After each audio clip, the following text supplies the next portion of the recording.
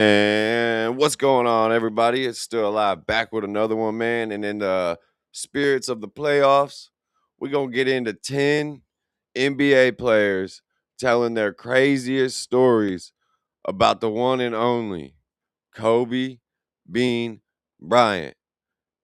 Where do y'all rank him in your top handful of players? To me, he's number 2. There's only 2 people in number 1 and number 2, and to me, it's LeBron or Michael Jordan and Kobe. That's number 1 and number 2. And then, but we're gonna get right off into this, man. Make sure y'all like, comment, subscribe. Let's do it. Were you in the practice with the Charmin? Were you in that practice? Charmin practice? Yeah, I wasn't in the practice. Softest Charmin. Okay. But you was there that day? Yeah. I know this story. This is when he told Julius Randle that he needed to fix his broke ass jump shot. Because if you go back all the way down to the beginning of this season, I was watching, or I was reacting to some highlights of the Minnesota play, and not Julius Irving, but Randle was going crazy, and I was literally like, Kobe told him to go fix his broke ass jump shot, and he fixed his broke ass jump shot. Like, bro, we don't get one Kobe story explained. We gotta get to the bottom of how this shit happened. I was a rookie. It was like a testing day for Kobe to test, like Jeremy Lin, test me, and test like Wesley Johnson and other guys. He's just trying to figure out who does what. Yeah, we know what he's capable of. Like we all know what he can do. So he's trying to figure out how to play with one another, and everybody needs to just figure each other out. And Kobe didn't really practice with us. You know what I mean? He would come to games, but you know, obviously at his age, he couldn't put that kind of mileage on his body. I wouldn't allow him to practice much, but there was days where he was like, well, B, let me just scrimmage. And I was like, yeah, that sounds good. So, you know, we're going to scrimmage at about this time. Come on back out, you know, get yourself back loose, and I'm going to let you scrimmage. And Kobe was like, you know, I can outwork every one of these motherfuckers.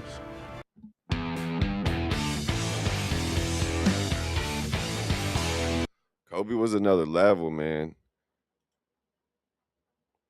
If you're living with severe I remember the Olympics story where they were talking about how they were going to get up early to get in the gym first, and Kobe already was down there sweating, had already got a workout in with ice on his knees. I was like, Booze, watch me today in practice. All right.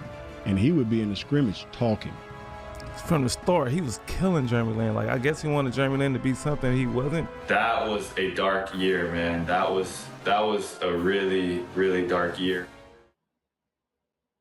Welcome to one of the greatest Kobe Bryant stories that has ever been told.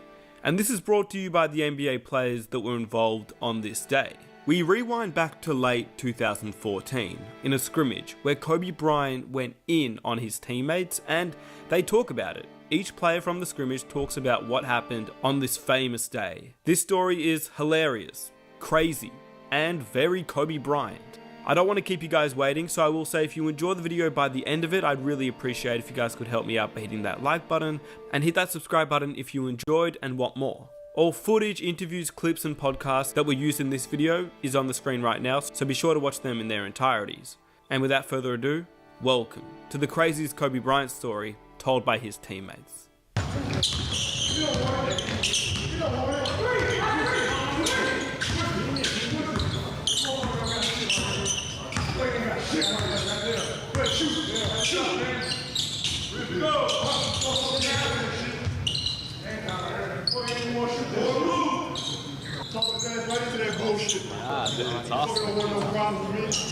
He was killing from the start of the practice. I don't know why we got him. Why is he here?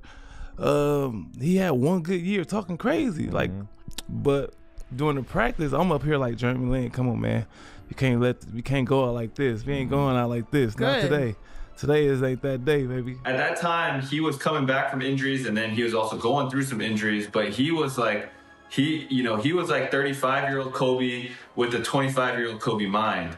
And so like he had it in him that he wanted to prove to the world, like all the reporters who said he couldn't come back from his Achilles or other injuries, like he had this like intense level of like, I'm gonna prove you wrong. And I would sit there sometimes and say, guys, you not gonna say nothing back? You know, that would be me. I'm sitting there like, no, I don't care how good you not gonna talk to me. Right. If I was out there on the court that way. But Jeremy Lin was getting killed. He was getting ripped and shit by Mark Price. Fucking Ronnie Price. Ronnie Price. Ronnie Price. He played defense, full court. Ronnie Price has, been the one guy that I, can look at and say, wow, this guy's really gotten my attention.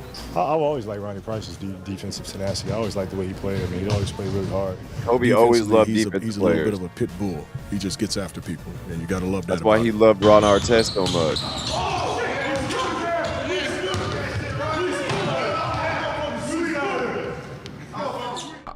Ronnie, he played defense, full court, picking them up. I'm getting mad, like, Jeremy Lin, come on, man. That's when I was like, all right, Cole, you talking too much. You can't guard me. Guard me. Yeah. You know what I mean? And he just going back and forth, and I hear Nick, you can't guard me. Like, you can't guard me. You can't guard. All that. Stupid. He was guarding Jeremy Lin, guard me. Yeah, guard me. Hey, that part. Yeah, guard me. And then we start going back and forth. So I just hear the back and forth, right?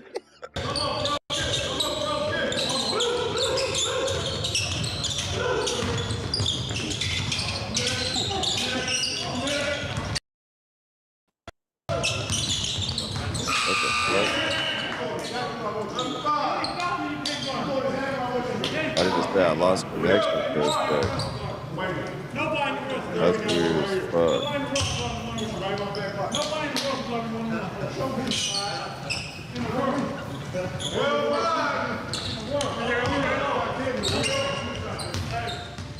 First day I ever seen Nick stick up for himself was that day. That on camera, the one he said nobody in the world can guard me. Oh yeah, nobody can guard me. I was like, I said nobody in the world could guard me. That's where it comes from. Yeah, Gil was teaching me, the confidence you gotta go at him. So I was going at him, and then Kobe said a line like, "Lucky I'm not from this world," or something like that. What that mean? Cause I said nobody in the world could guard me. You said like, lucky I'm not from this world. Damn, he good, bro. He too Kobe. So we going back and forth. It was fun. And then all I remember is like, I'm like, man. Kobe, the only player I know that fucking learned another language to talk shit to people. He did it to Luka after he was out of the league. Kobe was sitting in the fucking bleachers watching Luka play basketball, learn Slovenia or whatever it is that fucking Luka speaks, his original language, and started talking shit to him.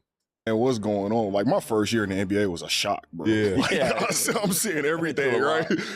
So I'm like, man, what's going on?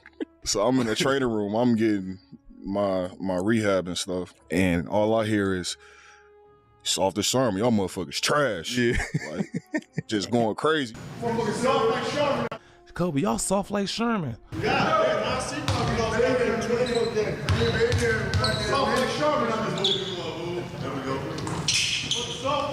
You know, Kobe got a deep ass voice, so like you hear it. Fact.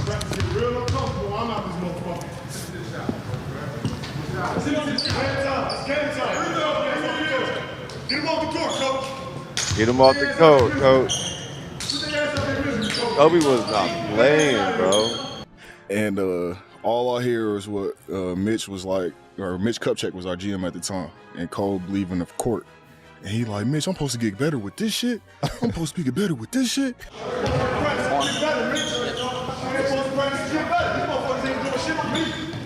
The gym was full of, young players and some veterans yesterday morning. And when he showed up, the whole tenor of the gym changed a little bit. Yeah. It's like, look who's here.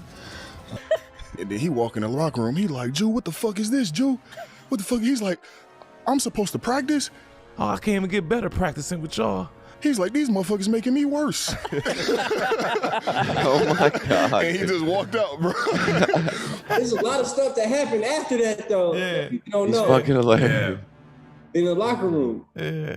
You got real crazy in there. Remember what happened with Jay Lin? We ain't gonna talk about what Jay Lin, he said. I forgot about all that. That's crazy.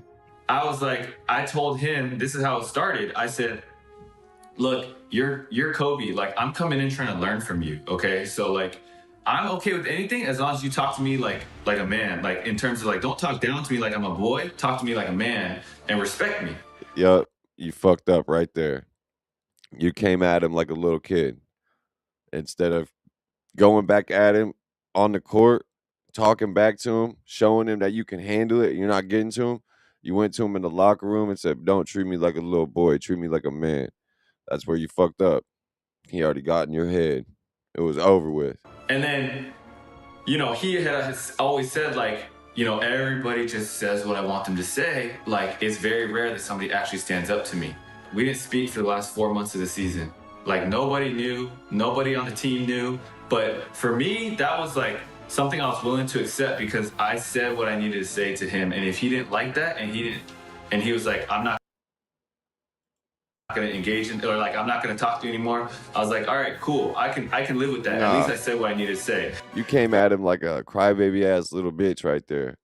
Don't treat me like a little boy. Treat me like a man. Don't treat me like a little boy. Like what? Nah, bro. You're supposed to go back at him. The way Kobe did when he went at Mike when he was a rookie and shit. In 96, 97, 98, 99. Well, not 99 no more, but like the way Kobe went at Mike, bro, no matter like how good the other player was, no matter how much shit somebody was talking, you get right back up in their face, show them that you are still there to play ball. You don't go to them after the fact and be like, hey, man, don't treat me like a little kid. Treat me like I'm a man. I'm like, damn. I'm seeing this. I'm like, damn. Yeah, like and what then you everybody, nobody saying he dapped me up. I'm like, yeah, they making you worse, Cole. Yeah, they making you worse. And everybody just, slow by one. Everybody started walking to the locker room, but my leg was broke, so I wasn't soft that day. Okay. Then the next day, he won and won the game. I feel this. Exactly.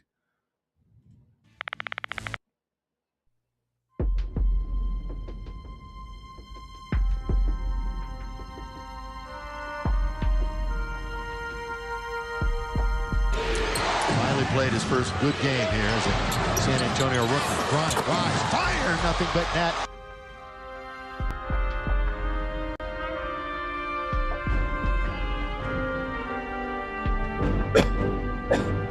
Man, Swaggy P, as much hate as he got, bro, that boy could ball. Doesn't hesitate, and Nick hits But I think he was too nice. Like, he didn't have that Kobe mentality to lead a team. Fires it up again. He's feeling it. He's got the range on his first two. Crowded key. Out to Young. He's got it again. He's had himself a start. So has Nick Young. Nick Young is red hot. But lucky I was coming off the bench, so I had my whole unit. But Yeah. I knew my role. It was the bench that provided those threes. Nick Young knocking down 5 of those in the first half. Hell yeah. Wait a second, DZ. Didn't Kobe call out Jeremy Lin and Nick Young at Thursday's practice? Yeah, they called him soft and Charmin or something, right? But right now, they're playing tough right now. Kobe to the He said he called him soft as Charmin or something like that, but right now they playing tough. Were there any points where you took a shot and you was like, this is a bad shot, but fuck it? Yeah.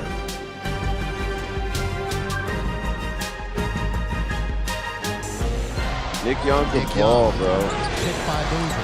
He didn't get that nickname Swaggy P for no reason. Gotta shoot. Kobe won. Bryant Kobe. to beat the clock. That's some shit only fucking Kobe could do. But like, dude, you could tell Nick Young like based his game around the way Kobe played, because Nick Young played a lot like Kobe. Kobe won. Bryant to beat the clock. Like on this shot right here, this is Kobe right here. This looks, if you put a number 24 on the back of number 0 right here, this looked like Kobe. Nick Young. This looked like Kobe in 2000 and 2001, 2002, 2003 with his fro. Hit by Boozer. Young following over Diao. Gotta shoot. This is something only Kobe can do, though. Come on now. What is this? Hand in the face, 34 foot out, 0.6 on the clock. Like, Bryant to beat the clock. To beat the clock. Once a game anyhow, so let me throw it up and throw it in. Kobe, though, after he retires in 2 years. This is 2014. After Kobe freaking already tore his Achilles and all that. He's already won 5 championships. He's 35 years old. I love when you waved them off. I think it was against the Spurs. Yeah. That was the game. That was right after that. Oh, that was right after that.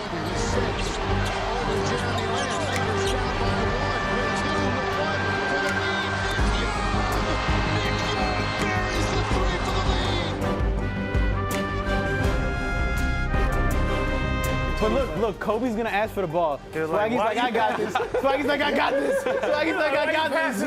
Swaggy's like, I got this. That's so funny. You forgot, you're like, If he missed, I bet that boy would have regretted that for the rest of his life, because I don't know what would have happened after this game if he missed this shot, especially since that practice the game before where they already all got into it.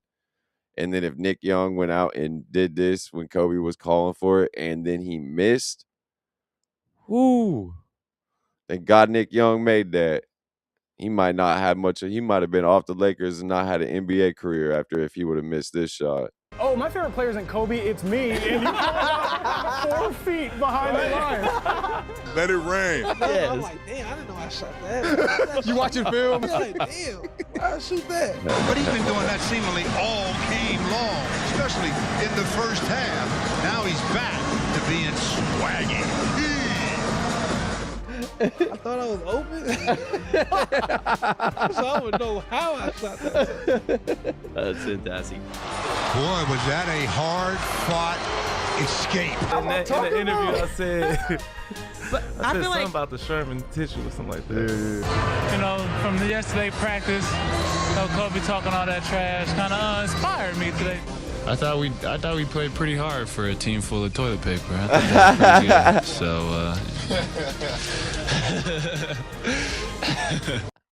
good. He said, I thought we played pretty hard for a team full of toilet paper. I thought we played pretty hard for a team full of toilet paper. I thought that was pretty good.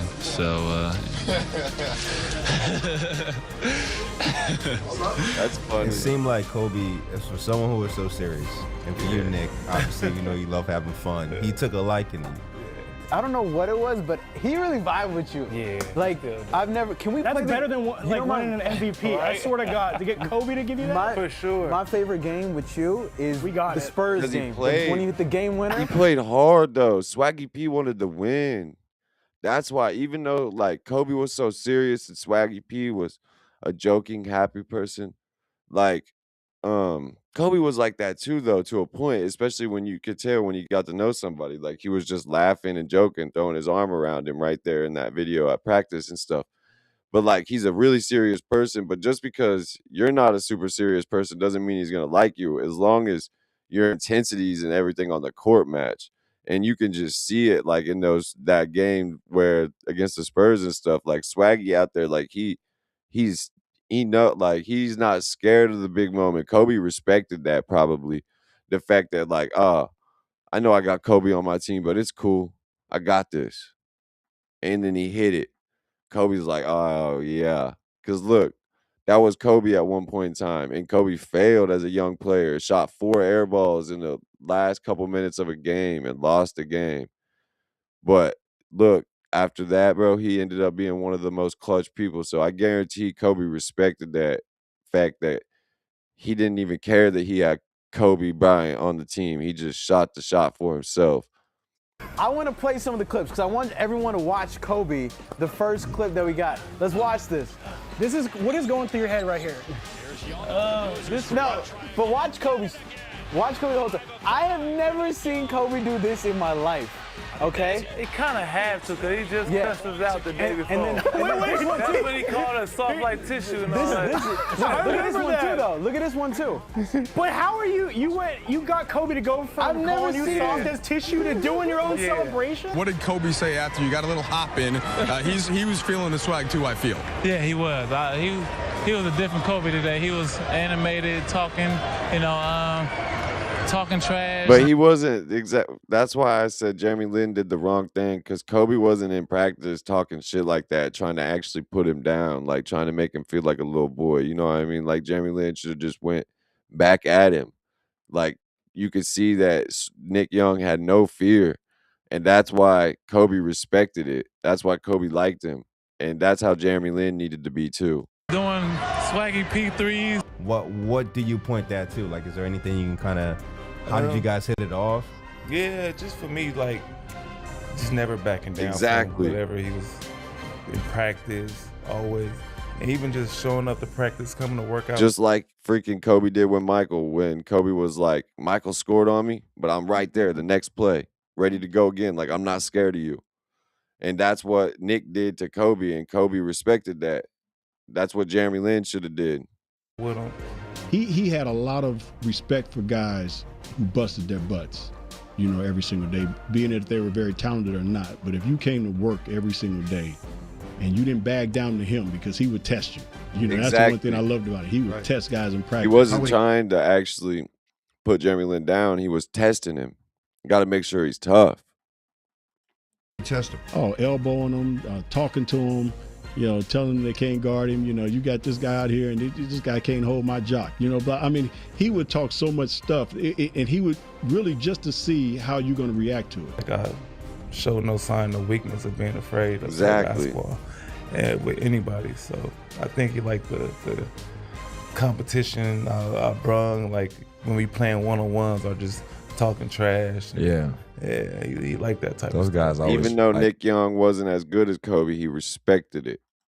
Every like intense person like that always respect like that, you know, soften up. And then I feel like, you know, you being the fun guy, you already kind of brought like the little bit of joy, and like you're like so it was like this fun competitive little brother, big brother thing going exactly. on. You know what I'm saying? So that's what's up, man. You're getting a lot of credit on Twitter and in social media for lighting a fire under the guys yesterday. The result is they played, as a team, the best game of the season. You think what you did yesterday worked? We are gardeners. Think what you did yesterday worked, they said. He's just testing them. You got to see what your team's made of. Like, you know what I mean? Like, you can't. He said, no wonder we won or lost 19 of the last 21 You'll learn the games. skill. You know, look, I mean, we can all criticize my style of leadership all day long. I mean, we really can. You can sit there and it's uncomfortable. It's, you know, whatever you want to say. But I've been doing that since high school. And, you know, we play this game to win championships, and I have 5 of them. Exactly. Right, but I think it worked. Do you feel like what you did yesterday had something to do with the way they played tonight? It's worked pretty well for me throughout my career. I mean, I've done all right with that. I asked him, I said, man, why are you such an asshole? How did you deal with the players that you played with, you know, knowing that they were still kind of somewhere on the spectrum? People said the same thing about Mike, though. There was a lot of players that played with Mike that were like Jeremy Lin that said it was the worst experience of their life because they just didn't have that same edge that other people that enjoyed playing with Mike did. You know what I mean? Like Steve Kerr loved playing with Mike because he had that same as like Nick Young loved playing with Kobe. You know what I mean? Like a lot of players loved playing with Kobe, but a lot of players hated it because he was an asshole. But it wasn't because he was just being an asshole to be an asshole. He was trying to push you to see what you're made of, because when it comes down to them tough games, bro, and the other teams talking shit, saying the same shit Kobe's saying to you in practice, we got to see if you're mentally strong enough to handle that. But you were on the top of it. I asked him that. He said, you really want to know? You know how he was. And he said to me, he said, Phil, man. My response might sound a little tough, but I kill him, I bury him. You know, it's you know, tolerance for that and the kind of culture that the Laker organization stood for winning championships is not tolerated. Facts. Some of my teammates don't understand the work. But if you're lazy, man, I don't want to talk to you. I don't want to deal with you. You're going to make me feel dumber. You know, you're going to lower my level. I don't think Exactly. so. You can go over there. There's plenty of teams in here with Shit, even with me being in a wheelchair, man, like I stay as busy as possible. I be doing shit 24/7. I'm not trying to be lazy. I'm not trying. Like, I feel like there's a lot of people in wheelchairs who just give up and lay around on the couch all day and that type of shit. Like, I ain't trying to do that shit. Fit right in. He said, so I see dudes walk into practice 10 minutes before practice and they leave right after.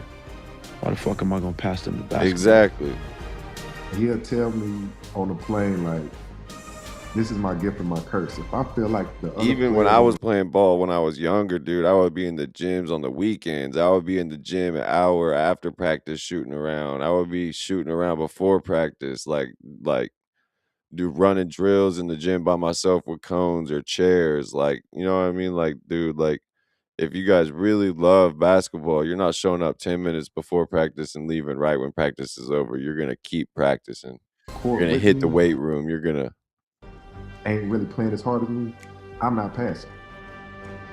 I'm taking on the entire team by myself. You're going to show up to play, and you're going to lollygag through this scrimmage, through this drill. I'm going to beat you. I'm going to let you know I beat you.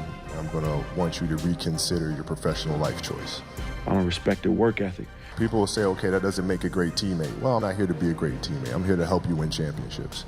I want to say it's almost like a prison mentality when it comes to, like, he's going to test your manhood almost in a way that, like, he's gonna push you and see where your heart is at, you know. And if you come in and you act like a little punk and you punk out, then he's not gonna mess with you. He would talk so much stuff, and he would really just to see how you're going to react to it. He's gonna test you and definitely push you in practice. Is it intimidating?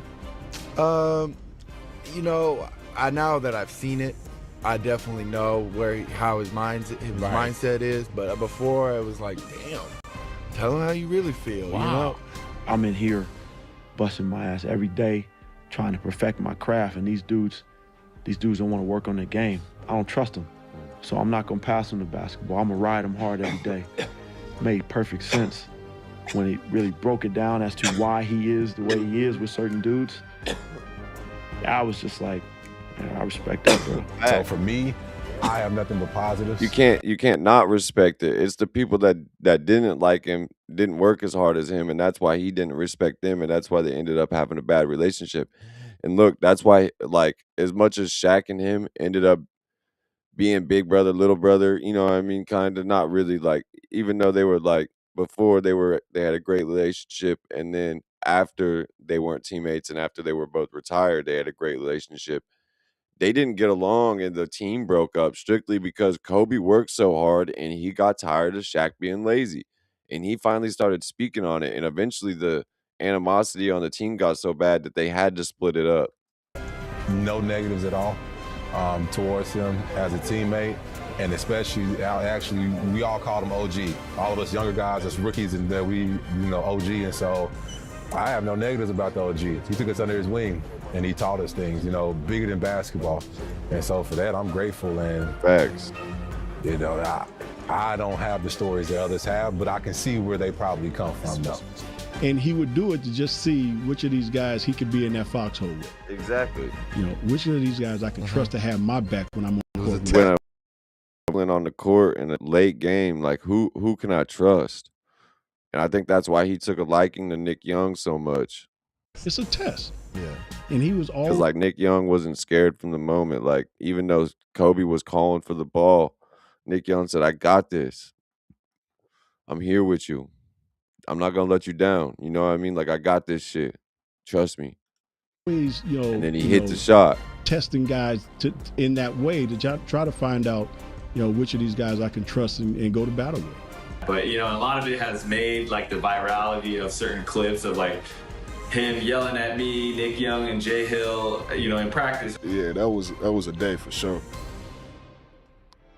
And I hope you guys enjoyed the video. If you did, please help me out by hitting that like button, subscribe if you are new, and here are 2 new videos I think that... Yeah, man, let me know what y'all think below, man. And if you got any other videos that y'all would like me to start reacting to, man, just you can either find my social media links all in my bio, or you can just comment the videos in the comments below and shit. And if you guys are interested in any of my other reactions, I don't just do sports reactions. I do all types of other stuff too, like some stuff with hip hop and then just other stuff that I like watching and shit too. But man, make sure y'all like, comment, subscribe. It's still live checking out. Peace out, y'all.